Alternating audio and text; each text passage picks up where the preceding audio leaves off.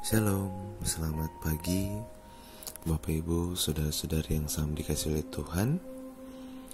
Berjumpa kembali dalam Renungan Harian Toraya edisi Minggu 29 September 2024. Kita percaya bahwa di pagi yang indah ini kita masih dapat merasakan nafas kehidupan yang Tuhan anugerahkan kepada kita.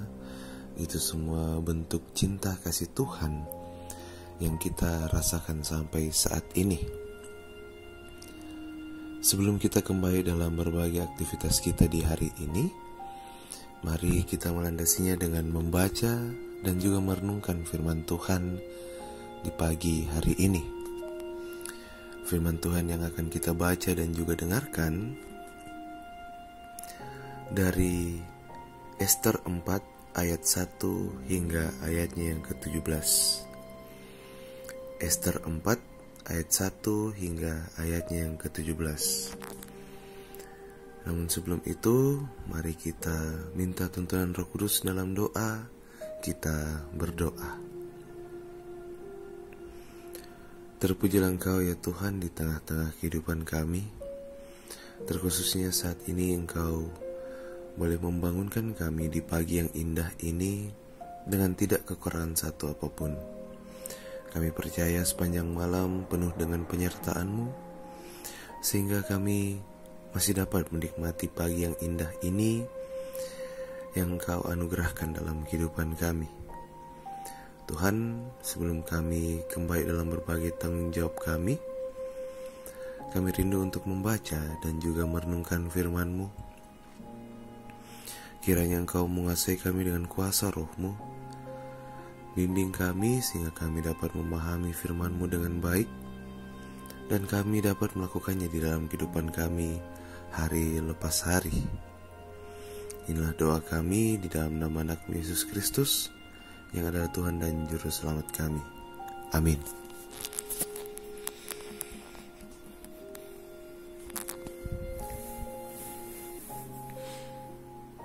Ester 4 ayat 1 hingga ayatnya yang ke-17. Usaha Mordekai untuk menolong orang Yahudi.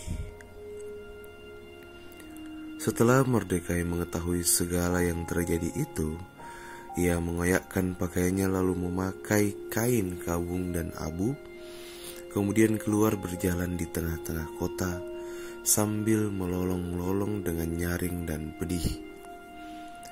Dengan demikian datanglah ia sampai ke depan pintu gerbang istana raja. Karena seorang pun tidak boleh masuk pintu gerbang istana raja dengan berpakaian kain kabung. Di tiap-tiap daerah kemana titah dan undangan-undangan raja telah sampai, ada perkabungan yang besar di antara orang Yahudi, disertai puasa dan ratap tangis. Oleh banyak orang dibentangkan kain kabung dengan abu sebagai lapik tidurnya. Ketika dayang-dayang dan sida-sida Ester memberitahukan hal itu kepadanya, maka sangatlah risau hati sang ratu. Lalu dikirimnyalah pakaian supaya dipakaikan kepada Mordekai dan supaya ditanggalkan kain kabungnya daripadanya, tetapi tidak diterimanya. Maka Ester memanggil Hata, salah seorang sida-sida raja yang ditetapkan baginda melayani dia, lalu memberi perintah kepadanya menanyakan Mordekai untuk mengetahui apa artinya dan apa sebabnya hal itu. Lalu keluarlah Hata mendapatkan Mordekai di lapangan kota yang di depan pintu gerbang istana raja. Dan Mordekai menceritakan kepadanya segala yang dialaminya, serta berapa banyak perak yang dijanjikan oleh Haman akan ditimbang untuk perbendaharaan raja sebagai harga pembinasaan orang Yahudi. Juga salinan surat undangan-undangan yang dikeluarkan di Susan untuk memusnahkan mereka itu diserahkannya kepada Hata supaya diperlihatkan dan diberitahukan kepada Ester. Lagi pula Hata disuruh menyampaikan pesan kepada Ester supaya pergi menghadap raja untuk memohon karunia-Nya dan untuk membela bangsanya di hadapan baginda. Lalu masuklah Hatta dan menyampaikan perkataan Mordekai kepada Ester. Akan tetapi Ester menyuruh Hatta memberitahukan kepada Mordekai, semua pegawai raja telah serta penduduk daerah-daerah kerajaan mengetahui bahwa bagi setiap laki-laki atau perempuan yang menghadap raja di pelantaran dalam dengan tiada dipanggil, hanya berlaku satu undangan-undangan, yakni hukuman mati. Hanya orang yang kepadanya raja mengulurkan tongkat emas yang akan tetap hidup. Dan aku selama 30 hari tidak dipanggil menghadap raja. Ketika disampaikan orang perkataan Ester itu kepada Mordekai, maka Mordekai menyuruh menyampaikan jawab ini kepada Ester. Jangan kira engkau, karena engkau di dalam istana raja hanya engkau yang akan terluput dari antara semua orang Yahudi. Sebab sekalipun engkau pada saat ini berdiam diri saja, bagi orang Yahudi akan timbul juga pertolongan dan kelepasan dari pihak lain. Dan engkau dengan kaum keluargamu akan binasa. Siapa tahu, mungkin justru untuk saat yang seperti ini, engkau beroleh kedudukan sebagai ratu. Maka Ester menyuruh menyampaikan jawab ini kepada Mordekai. Pergilah, kumpulkanlah semua orang Yahudi yang terdapat di Susan dan berpuasalah untuk aku. Janganlah makan dan janganlah minum 3 hari lamanya, baik waktu malam, baik waktu siang. Aku serta dayang-dayangku pun akan berpuasa demikian. Dan kemudian aku akan masuk menghadap raja, sungguh pun berlawanan dengan undang. Kalau terpaksa aku mati, biarlah aku mati. Maka pergilah Mordekai dan diperbuatnya tepat seperti yang dipesankan Ester kepadanya. Amin. Firman Tuhan.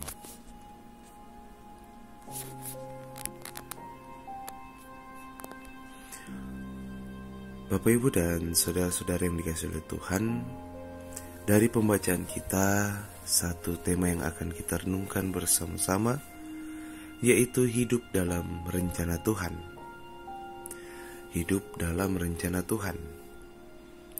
Setiap orang tentunya memiliki tujuan hidup. Tujuan hidup menjadi hal yang sangat penting dalam kehidupan seseorang atau juga kelompok. Tujuan hidup merupakan kekuatan seseorang untuk terus berjuang, melakukan segala sesuatu agar sampai pada apa yang diharapkan kelak. Ester merupakan seorang yang hidup dalam berbagai kehilangan. Orang tua, kemerdekaan, kepercayaan diri, hingga arah dan tujuan hidup. Sekalipun ia kemudian menjadi Ratu Ahasuerus, kesadaran tujuan hidup belum tampak dalam hidupnya. Rencana pengusiran Israel menjadi pintu bagi Ester untuk menyadari rencana Tuhan dan membuatnya mengerti arti dari tujuan hidupnya. Melalui Mordekai, Tuhan menyadarkan Ester pada ayat yang ke-13 hingga ke-14, yang dimana segera muncul kesadaran dalam dirinya yang kemudian ia respon dengan luar biasa. Kesadaran itu segera memunculkan keberanian yang tidak tanggung-tanggung, termasuk keberanian untuk mati demi tujuan hidupnya, hingga membuatnya mengerti posisinya dalam rencana Tuhan.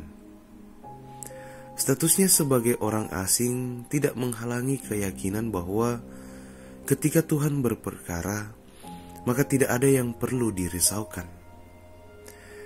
Nah, Bapak, Ibu, dan saudara-saudari, kita seringkali meragukan tempat di mana Tuhan menempatkannya. Alih-alih mengasah kepekaan pada kehendak Tuhan, malah mengambil tindakan berdasarkan pandangannya sendiri. Rencana Tuhan untuk membuka mata, melihat tujuan yang sesungguhnya, dihalangi oleh pemikiran dan perasaan sendiri. Perkataan apa yang aku pahami dan ingin aku lakukan lebih diindahkan ketimbang apa yang Tuhan ingin aku pahami dan aku lakukan. Sehingga melalui kisah Ester kita diajak untuk melihat tujuan hidup melalui kacamata Tuhan. Kita diajak untuk tekun dalam rencana Tuhan untuk sampai pada tujuan yang ditetapkan olehnya. Amin firman Tuhan. Mari kita satu dalam doa, kita berdoa. Kembali lagi ya Tuhan, kami datang ke hadirat-Mu dengan penuh ungkapan syukur, terkhususnya atas kesempatan yang Engkau berikan kepada kami. Kami dapat membaca, mendengarkan, bahkan merefleksikan firman-Mu ini di pagi hari ini. Kiranya Tuhan, firman-Mu mengajarkan kami untuk tetap setia pada rencana yang Engkau rencanakan dalam kehidupan kami. Tetap berjalan pada apa yang Engkau kehendaki, bukan pada apa yang kami kehendaki. Sebab kami percaya Engkau telah menyediakan rancangan yang begitu indah untuk kami ya Tuhan. Firman-Mu menyadarkan kami bahwa terus mengandalkan Engkau, terus melihat segala sesuatunya dari kacamata iman. Sehingga kami, ketika kami dalam proses kehidupan kami, memahami bahwa Engkau turut berencana di dalam kehidupan kami. Ya Tuhan, kami akan kembali dalam tanggung jawab kami masing-masing, baik sebagai orang tua, sebagai anak, dalam pendidikan, dalam pekerjaan, semuanya itu ya Tuhan, kami serahkan ke dalam tangan-Mu. Kiranya dalam kami menjalani tanggung jawab kami, Engkau menuntun kami sehingga apa yang menjadi tanggung jawab kami itu boleh seturut dengan kehendak-Mu saja. Pun juga ya Tuhan untuk keluarga kami dimanapun mereka berada, baik yang ada bersama-sama dengan kami maupun yang jauh dari kami. Hadirlah di tengah-tengah kehidupan mereka, di tengah-tengah pekerjaan dan pendidikan mereka, sehingga mereka boleh menjalani berbagai tanggung jawab mereka dengan merasakan bahwa Tuhan ada bersama-sama dengan mereka. Berikan mereka kesehatan, kekuatan di dalam menjalani kehidupan mereka. Pun juga ya Tuhan untuk jemaat-Mu, Gereja Toraja Jemaat Tarumandrea. Ya Tuhan, di dalam pekerjaan mereka, pendidikan mereka, pertumbuhan mereka, hari-hari mereka ya Tuhan, semuanya itu ya Tuhan kiranya Engkau berkati, tuntun sertai mereka sehingga mereka boleh menjalani hari-hari mereka dengan terus merasakan kasih dan anugerah-Mu yang nyata di dalam kehidupan mereka. Kami juga berdoa untuk saudara-saudari kami yang dalam kelemahan tubuh. Kiranya Engkau campur tangan dalam proses pemulihan mereka, tenaga medis yang bekerja, obat-obatan dan makanan yang mereka konsumsi. Dari semuanya yaitu ya Tuhan, Engkau menyatakan kuasa-Mu di dalamnya, sehingga mereka pun dapat pulih kembali dan melanjutkan aktivitas mereka, dan tidak lupa untuk terus memuliakan nama-Mu di dalam kehidupan mereka ya Tuhan. Demikian juga ya Tuhan untuk orang-orang sekitar kami, saudara-saudari kami yang dalam duka cita. Nyatakanlah kasih-Mu di tengah-tengah mereka, hiburlah mereka. Datanglah sebagai penghibur yang sejati, mengubah duka cita menjadi sukacita, sehingga mereka boleh melihat dan boleh merasakan bahwa Tuhan tetap mengasihi mereka ya Tuhan. Ya Tuhan, untuk orang tua kami segenap lansia ya Tuhan, berkatilah kehidupan mereka, hiburlah mereka, sertailah hari-hari tua mereka. Sekalipun ya Tuhan fisik mereka melemah karena usia, tetapi kami percaya iman mereka senantiasa teguh di dalam Engkau saja ya Tuhan. Oleh karenanya itu ya Tuhan, tinggallah bersama-sama dengan mereka, nyatakanlah kasih dan berkat-Mu di dalam kehidupan mereka ya Tuhan. Ya Tuhan, untuk pelayanan kami di tengah-tengah jemaat-Mu. Kiranya Engkau berkati, bimbing kami, sehingga apa yang menjadi pelayanan kami itu boleh seturut dengan kehendak-Mu saja ya Tuhan. Ya Tuhan, inilah doa kami, ungkapan syukur kami, permohonan kami, yang kami bawa di dalam nama anak-Mu Yesus Kristus, yang adalah Tuhan dan Juru Selamat kami. Amin.